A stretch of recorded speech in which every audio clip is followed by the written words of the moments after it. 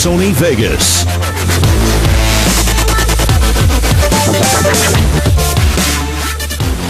Hey, what's up? Robert here, coming at you with another Sony Vegas tutorial, and in this tutorial we're going to be taking a look at using the trimmer window.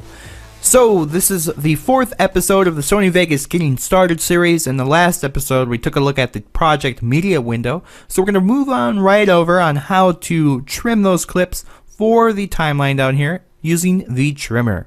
So to make some room, I'm going to go ahead and close the master bus track here and drag this over. But right offhand, I want you to notice this more buttons button down here. When we click that, we have all these different buttons that are hidden. So therefore we can drag this out to reveal all those buttons just like that. So now we're going to start off by adding clips to the trimmer itself. We can do that by clicking and dragging the clip, right-clicking the clip, choose Open in Trimmer, or even double-clicking the clip. Now wait a minute. Double-clicking made the clips go into the timeline. If you prefer for all the clips by default to go into the trimmer, if you even use the double-clicking method, you can allow Vegas to make the clips go into the trimmer automatically just by setting up an option in the preferences. So if we go to the options, preferences, under the general tab, we can come down here and choose double click on media file loads into trimmer instead of tracks.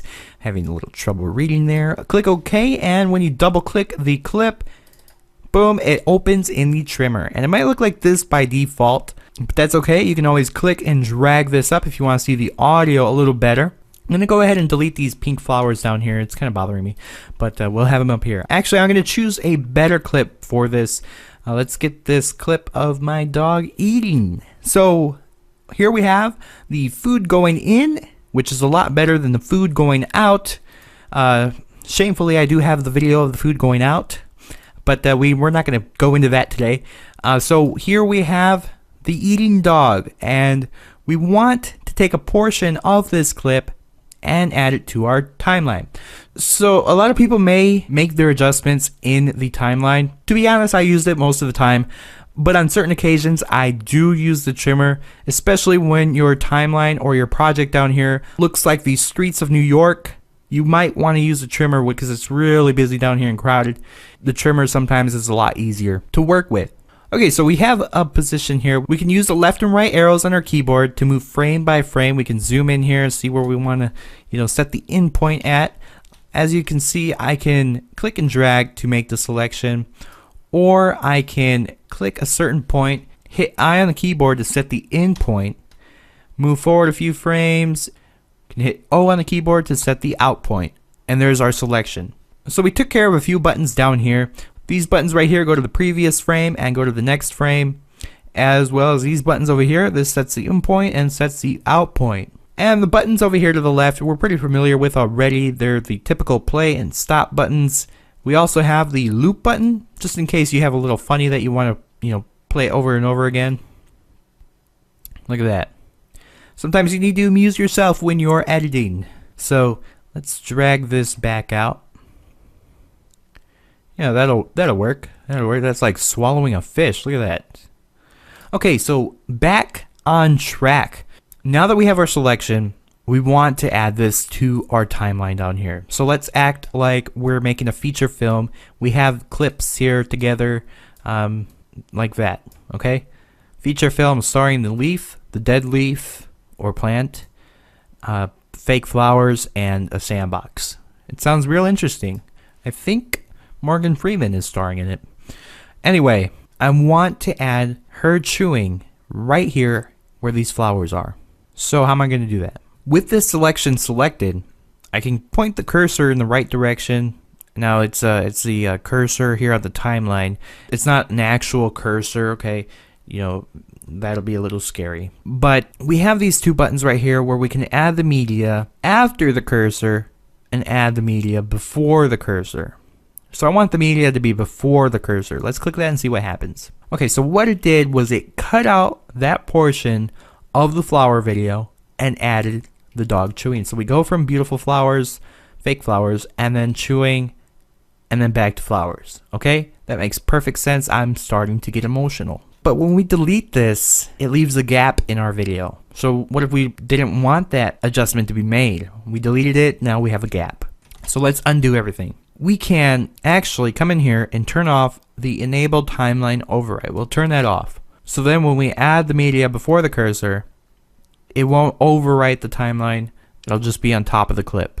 We can also add it after the cursor, just like that. But that's too much. That's too much for the video. So we covered all these buttons here. We covered the enable timeline overwrite. We covered the add media from cursor. Now we have this button right here. Create subclip. What is that? Well, with our selection selected, what if I wanted to create an entire clip out of this? Well, I can click create subclip, enter the name. Misspelled it, it's okay. We know she's eating. And you have an option to reverse this clip. If you click that, the clip will be in reverse, which you could do if you need the clip to be in reverse, whatever you need. Click OK. And now if we go down here, we have a new clip. These aren't sorted again, they're at the top. So eating clip is right here. We can click and drag this, and that's an entire clip all on its own. Okay, so that's our sub clip. So we can right click this, open in the trimmer. And now what if we made a mistake? What if we wanted to add a different portion, or even more of the beginning, more of the end? If I just stretch this clip out, it'll just repeat over and over again. I want it to stretch out. So what we can do is actually right click this in the trimmer and go to select parent media. This is going to open the original video with our selection already selected. And then I can increase this. That was kind of fun.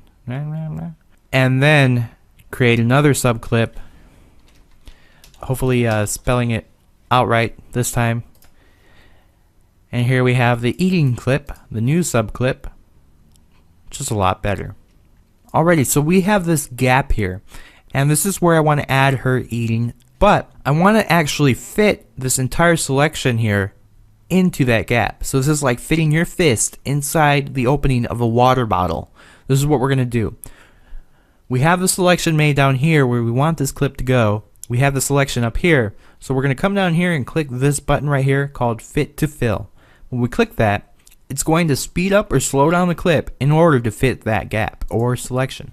So if we play it, we got the fake flowers going on. Then we got the dog eating in high speed so that the clip would fit in there. And then we got the sand. Now you can use that only on certain occasions. Some occasions come by where you really need to use that, but you know, it's not always necessary to use that. You can just, you know, shorten the selection and make the clip the duration that you need it to be, so it's a normal speed. Because, you know, we don't want normal speed mixed in with high speed and slow speed unless it's some kind of music video or high action sequence. Okay, so we covered the subclips. We covered this fit to fill button. Now we have the markers. Now the markers are mainly used if you need to remember a position of the clip. You know, this part is the funny part, so we can select a clip here, insert a region, call it funny clip, and there we have the region. We can click the little save button to save the markers, and it'll actually save the marker to that file. If I bring that down to the timeline, this is actually the original clip, so I need to bring this down to the timeline, and you can see the markers are set up where the funny part of the clip is. We can't adjust the markers here. We'd have to reopen it up in the trimmer to adjust the markers or to delete them. So there's the markers.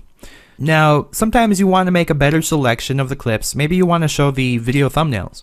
Well, we can do that by right-clicking, choose Show Video Frames, and now we have the video frames showing here along with the audio. So, you know, if we zoom in real close, we'll see each frame, so we kind of know where we need to select things. You can hit Control-Shift up to make the video portion bigger, or Control-Shift down to make the audio portion bigger. Control-Shift up to make it neutral. You can also do that by right-clicking, video height larger, audio height larger, or video and audio equal height. Sometimes certain situations come along where you only need the video of the clip. When I select it, it selects both the audio and the video, so I can hit Tab to only select the video, drag that into the timeline. I can come back to the timeline, hit Tab again, you know, only select the audio, or hit Tab again to select both. You can do that also by right-clicking, select audio, and video only. And of course, if I have the selection and I want to zoom directly into the selection, I can always right click and zoom into the selection, just like that. All kinds of things you can do here. If I don't like this preview window here and I want this to preview in the main preview window, I can right click, turn off show video monitor, and see everything here without the preview window, and it'll show up over here in the main preview window. So if I edit everything in the trimmer, it shows up here. Now if I come down here to the timeline, it'll show the timeline events, and then back to the trimmer, it'll show the trimmer events. So I can right click, show video monitor, and that's useful if you have a certain external monitor set up for the video. You can click this to set the main preview window on an external monitor. You can also set the trimmer window on an external monitor. If you click that, it gets bigger. You can click escape to escape that. So we covered a lot of things down here. Let's take a look at what's up here. This right here is called our history. Everything that we added to the trimmer will be recorded up here. So let me add another clip here. And if I go to the history, I can go back to this clip, I can go back to this clip, etc. If I don't want these pink flowers here anymore, I can click the X right here, remove that pink flower from the history. I can sort the history in alphabetical order by clicking this button right here. Sort it. You can see eating, clip 17, clip 26. I can hold down Control while clicking the sort button, and it'll sort it backwards, 26, 17, just like that. So I like to be alphabetically ordered. If you want to remove everything from the trimmer, you can click the lightning bolt and just shock everything out of there, and everything's gone from the trimmer. So let's say you have the star of the moment thumbnail that you need to get. You need to capture that thumbnail. It's so important for you to use this thumbnail. Just as you can in the preview window, you can save a snapshot. Just right click, copy the snapshot to clipboard if you're going to import into Photoshop, create a thumbnail, or you can save the snapshot to a file and just upload it wherever you need to that way. And when you save the snapshot to a file, it'll appear in your project media window. And then you can bring that down into Vegas if you want, and you have a nice little snapshot. One last thing, if you have a bunch of audio that maybe sounds bad, maybe has clicking in it, maybe you want to speed it up, make it sound like a chipmunk or something, you can actually open the audio in your favorite audio editor that you set up in the preferences. So if you right click the audio, you can choose open in audio editor, and it'll open the audio editor that you set up under options, preferences, audio tab, preferred audio editor. So whatever you choose here, that's what it'll open up in, and then when you're done editing, it should bring it back into Vegas automatically for you. Well, that's just about it for this episode of Sony Vegas Getting Started series, using the trimmer. If you have any questions, be sure to ask over at robertsproductions.net. You can also talk to me on Twitter at robsproductions. We have a Facebook. All the links are in the description below. Hopefully these are helping you out in learning about what Vegas has to offer. So with that said, I'm Robert. Thanks a lot for watching, and I'll see you next time. Thank you for watching. Follow at Rob's Productions on Twitter and like us on Facebook.